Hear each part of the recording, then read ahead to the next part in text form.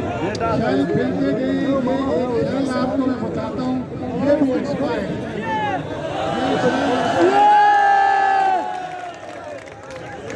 ये जिस गोली से फायर हमारे ऊपर किया गया है, ये गोलियां हमारे पास मौजूद हैं। ये जिस गोली से फायर किया गया है, ये गोली या ISI वालों की है या उन लोगों की है जो अमन मार्च लेकर आए थे। हमारे सामने फायरिंग हुई है, हमें पता है कि इन लोगों ने ये फायरिंग की है और हमारे एक नौजवान को शहीद किया और 25 लोगों को। मेरे भाइयों, मेरे साथ गुजरी है। मैं आपको बात बताना चाहता हूँ।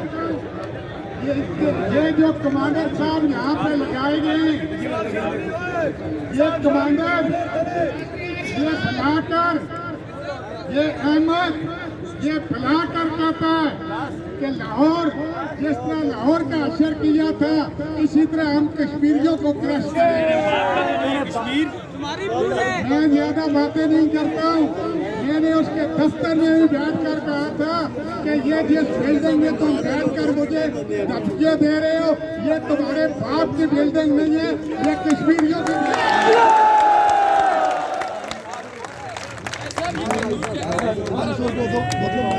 ये कारतूस भी देख ले। हमारे पास बहुत से सबूत मौजूद है। ये कारतूस जो है ये भी देख लें। मेरे भाइयों से बताओ, हमारा 29 तारीख का पुरअमन प्रोग्राम था, तो इंतजामिया ने अमन रैली क्यों निकालने की इजाजत दी? अमन रैली यही होती है जो थी पाकिस्तान का अफरा तफरी फैलानी। मैं पाकिस्तानी मीडिया को शर्म दिलाता हूँ कि ये फलस्तीन बना दिया। ये जो मारने वाले यहूदी है, ये इसराइल है। मुसलमान है और आखिरी मुसलमान और आप इंडिया को मारो, इंडिया के साथ जंग करो, हम तुम्हारे साथ हैं। लेकिन आप अभी नहीं मारना चाहते, क्यों? सिर्फ 53 के टोले को, इन बदमाशों को, इन नौशनबाजों को बचाने के लिए। इंशाल्लाह क्या आप बचेंगे और ये लोग नौशनबाज बचेंगे। दोस्तों,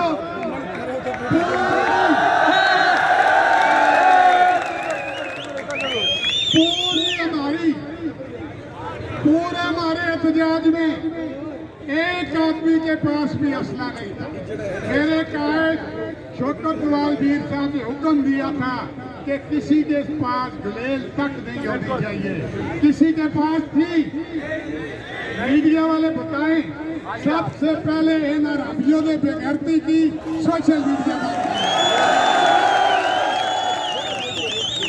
मैं इस कमांडर को बताना चाहता हूं कि अगर मेरे कायद, मेरे कोर कमेटी के मेंबर किसी का बाल भी टेढ़ा हुआ, खुदा की कसम, तो जिंदा यहाँ से कश्मीरी कौम को लेकर है, भारतबंद कौम को लेकर है। मैं ये मुतालबा करता हूँ, शायद शौकत लाल वीर साहब मेरे मुतालबे की तारीफ न करें कि जब तक हम अपने शहीद की बॉडी नहीं लेकर जाएंगे, जब तक 302 की FIR अनवार अल हक इन बदमाशों के खिलाफ और इस कमांडर के खिलाफ नहीं काटी जाएगी।